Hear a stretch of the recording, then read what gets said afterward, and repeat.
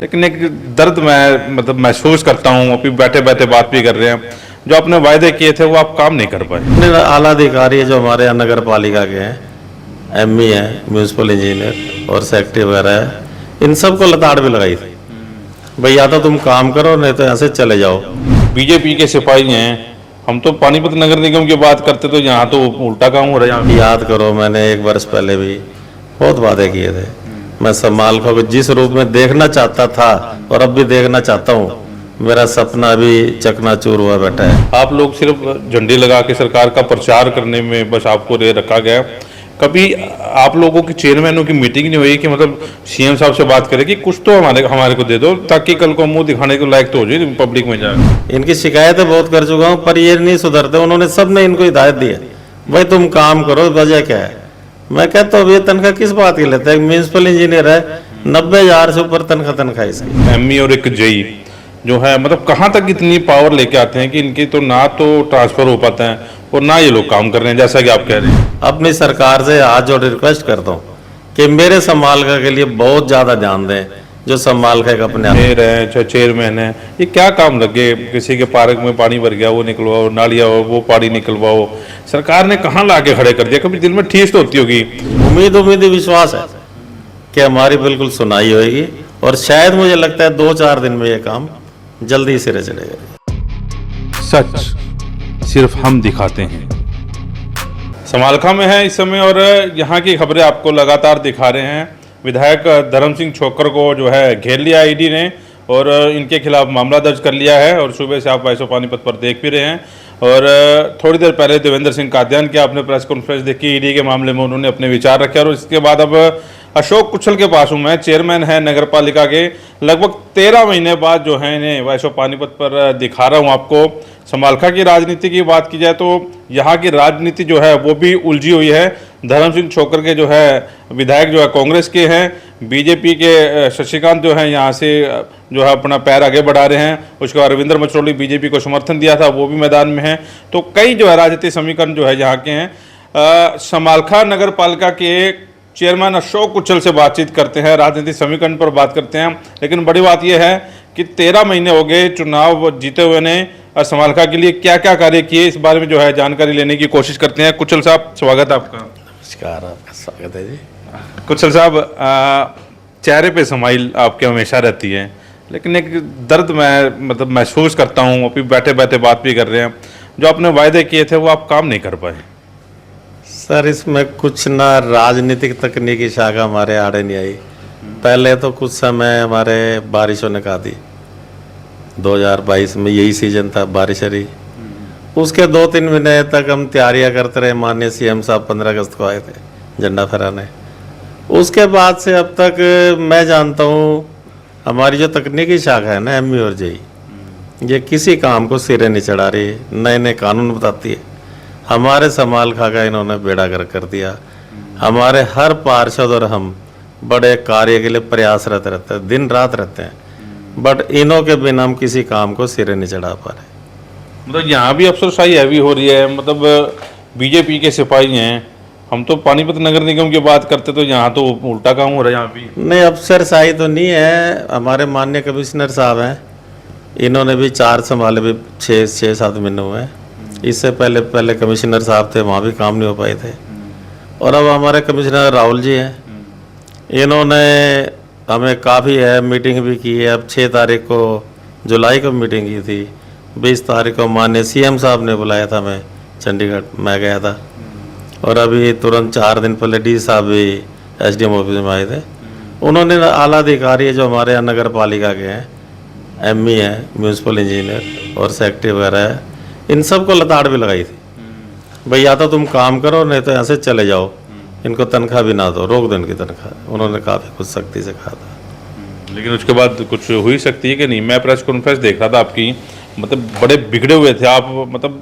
ऐसा हो रहा था कि अगर मेरे हाथ में तो एक कलम से इनको सीधा रस्टिकेट कर दूं। सर, दुख लगता है।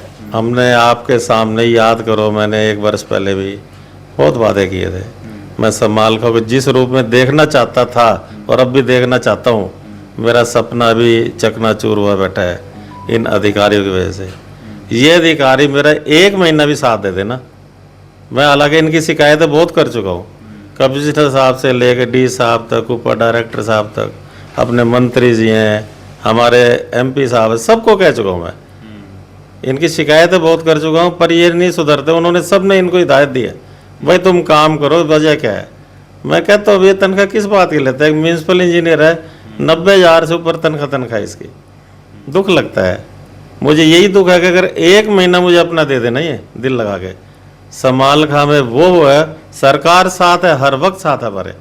माननीय सीएम साहब यही चाहते हैं, हमारे एमपी साहब यही चाहते हैं, इतना काम करो, दिल से काम करो, बड़े हर किस्म से साथ देने को तैयार है। फंड की कमी हमारे पास नहीं है, पैसे की कमी नहीं, बट मैं इसी बात से दुखी हूँ कि हमारे ये अधिकारी है ना, ये काम नहीं करना चाह रहे। लेकिन सरकार ने भी आपके हाथ काट दिए, सभी चेयरमैनों की पावर है जो साइन करने की वही ख़त्म कर दी। मेरे ख्याल सिर्फ आप लोगों को, मैं आपकी नहीं बात कर रहा, ओवरऑल सबकी बात कर रहा हूँ। शहर में भी हम हालात देखते हैं, आप लोग सिर्फ झंडे लगा के सरकार का प्रचार करने में बस आपको ले रखा गया।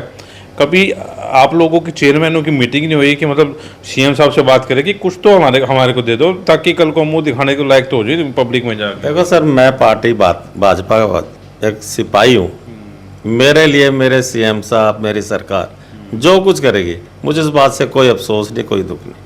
मैं तो सिर्फ काम में विश्वास रखता हूँ। अपनी सरकार से हाथ जोड़ रिक्वेस्ट करता हूँ कि मेरे समालखा के लिए बहुत ज़्यादा ध्यान दें, जो समालखा का अपने आप में एक मिसाल हो। लेकिन मिसाल बनती तो नहीं दिख रही। मतलब ये अफसर ही जो हैं, आप कमिश्नर साहब के पास भी कह चुके हैं, डीसी साहब भी लताड़ ला चुके हैं, एक एमई और एक जेई जो है, मतलब कहाँ तक इतनी पावर लेके आते हैं कि इनकी तो ना तो ट्रांसफ़र हो पाता है और ना ये लोग काम कर रहे हैं जैसा कि आप कह रहे हैं। सर मैं गया था, मैं आपको बता रहा हूँ, 20 तारीख को माननीय सीएम साहब ने हमें चंडीगढ़ बुलाया था, हर चेयरमैन करनाल डिस्ट्रिक्ट को। तो करनाल के जितने भी हम चेयरमैन थे, चाहे लाडवा, इंद्री, पानीपत, समालखा, गरोंडा, तो सब ने अपनी आप बीती सुनाई थी। उन्होंने मानी इस बात को, एक एक अधिकारी को उन्होंने, आला अधिकारी को हिदायत दी है, इनकी सुनाई हो, इनके काम के प्रति ध्यान दिया जाए। तो मुझे पूरी उम्मीद है, उम्मीद ही विश्वास है कि हमारी बिल्कुल सुनाई होगी, और शायद मुझे लगता है 2-4 दिन में ये काम जल्दी सिरे चलेगा। लेकिन चेयरमैन का एक रुतबा होता है, चेयरमैन नाम ही आ गया, ठीक है। जब गाड़ी में चेयरमैन लिख के चलते हैं तो लोग कहते हैं जी वाकई कोई चेयरमैन आ रहे हैं। लेकिन अब वो चेयरमैन चाहे मेयर है, चाहे चेयरमैन है, ये क्या काम लगे, किसी के पार्क में पानी भर गया वो निकलवाओ, नालियाँ हो वो पानी निकलवाओ, सरकार ने कहाँ ला के खड़े कर दिया। कभी दिल में ठेस तो होती होगी। आप मानते हैं इस चीज़ को, कहते हैं कि मैं समालखा के लिए कुछ करना चाह रहा हूँ, लेकिन कुछ कर भी नहीं पा रही। सर ऐसी कोई बात नहीं है। देखो, अब अपना शौक है, हमें समालखा के विकास का बहुत बड़ा शौक है। रही बात नाम की, हमारे माननीय, आप कभी जाके देखो, एमपी साहब हैं संजय भाटिया जी, सो सिंपल, प्रधानमंत्री जी से लेकर हमारे सीएम तक, मनोहर खट्टर, सो सिंपल। और हम तो इतने उनके सामने है ही क्या, हम तो उनके छोटे से सेवक हैं। तो ऐसी कोई बात नहीं है, हमें सिंपलता रहने में कोई दिक्कत नहीं है। बस इतना चाहते हैं पब्लिक के मुंह से ये कहला दें कि वाकई में सरकार है तो भाजपा ही है, वही काम करा सकती है। मैं चाहता हूँ एमपी साहब सो सिंपल, सीएम साहब सो सिंपल, पीएम साहब सो सिंपल, अशोक कुचल सो सिंपल, लेकिन फिर भी अधिकारी सिर पे बैठे हुए हैं, लेकिन फिर भी इनका कुछ नहीं हो रहा। क्योंकि 13 महीने बाद भी कुछ रिजल्ट ना आए तो लोग तो ये कहेंगे हमने तो अशोक कुचल को चेयरमैन बनाया था, हम तो नहीं जानते कौन से इनके वो विधायक है, कौन से इनके पार्टी के नेता या कौन से अफसर है। मैं इस दर्द को मान सकता हूँ, और मैं पूर्णतः दिन रात कोशिश करता हूँ, खूब लेटरबाजी करता हूँ, ऊपर से नीचे तक इनके बारे में लिखता हूँ। और मुझे वो आप ही देखना पापा जी के 2-3 दिन के अंदर इनके प्रति कार्रवाई जरूर होएगी। मैं चंडीगढ़ तक भी बोल गया था, जरूर कार्रवाई होएगी, और इनको आदेश दिया जाएगा, चाहे हटे यहाँ से, चाहे बदली करा के जाएँ, या इनको समझाया जाएगा, चेताया जाएगा, काम करके दिखाओ, इनको टाइम दिया जाएगा, मुझे पूरा विश्वास है। लेकिन आपके समालखा में एक चीज़ मैंने देखी, कॉलोनियाँ तो पूरी कट रही हैं, किसकी शाह पर यह कॉलोनी काटी जा रही हैं, और टेंडर क्यों रोके गए हैं, क्या मकसद क्या है इन अधिकारियों को, खुल के जरा बात करें। मैं यही बात तो कह रहा था आपको, अगर ये लोग इस बारे में थोड़ा संज्ञान लें, हमारे सारे समालखा में अनअप्रूव्ड कॉलोनियाँ जो कट रही हैं या वैसे कॉलोनाइजर काट रहे हैं, अगर ये लोग ध्यान दें तो क्या क्या नहीं हो सकता। इन लोगों ने वाकई में बेड़ा कर रखा, इन अधिकारियों ने। कल को पब्लिक जो प्लाटिंग खरीदती है वो हमारे से ही, क्योंकि प्लाटर कभी भी होता है ना, कोई गली नाली सड़कें बिजली कुछ नहीं देता, शिविर कुछ नहीं देता। पब्लिक ने हमारी नगर पालिका को कोसना है, यहाँ पानी की व्यवस्था नहीं है, बिजली की नहीं है। मैं यही बात से दुखी हूँ कि ये अधिकारी अगर चेंज हो जाए ना, हमारे को ऐसे कर्मठ अधिकारी मिल जाएं तो ऐसी कोई शिकायत रहेगी नहीं समाल का। ये मेरा बात आपसे। 13 महीने में कुछ काम करवाया भी? एक आधी सड़क बनी है, पार्षदों की कुछ सुनवाई हुई है, कुछ टेंडर वेंडर पास हुआ है कि नहीं? काम तो जो अटके वो पुराने काम थे, चाहे हमने बिजली दफ्तर से एसटीबी प्लांट तक सीवर लगाना है, रेलवे रोड से सीवर लगा रहे हैं हम, सारे पानी की निकासी हमारे एक मुद्दा है। और माननीय डीसी साहब ने इनको खाब एनएचए वालों को बोल रखा है कि सड़कें जल्दी जल्दी तैयार करके दो, पुल के नीचे गंदगी फैली रहती है। उसके बाद देखना हम काम बहुत करेंगे, मुझे पूर्णतः विश्वास है। समाल खा को मैं फिर आपको वही 1 साल पहले वाली बात जताता हूँ, समाल खा को पेरिस के तौर पे बहुत सुंदर एक रूप दे के दिखाएंगे। ये मेरा एक सपना है। कब तक? बस बहुत जल्द। जल्दी मतलब उम्मीद बंदी है कि इन अधिकारियों की या तो ट्रांसफर होगी या ये काम करेंगे? पूर्णतः उम्मीद है मुझे आपा जी, पूर्णतः उम्मीद है कि मेरे जो ऊपर बैठे अधिकारी है ना, मेरे ऊपर बैठे सीएम से ला के मंत्री जी तक सब बैठे। हमारे माननीय निकाय मंत्री कमल गुप्ता जी हैं, हमारे एमपी साहब हैं, ये पूर्णतः संज्ञान लेंगे। मुझे पूरा विश्वास है हमारे समालखा में काम होगा, 100% होगा, बहुत बढ़िया तरीके से होगा। अच्छा, आपके जो विधायक हैं वो तो आजकल गायब नज़र आ रहे हैं।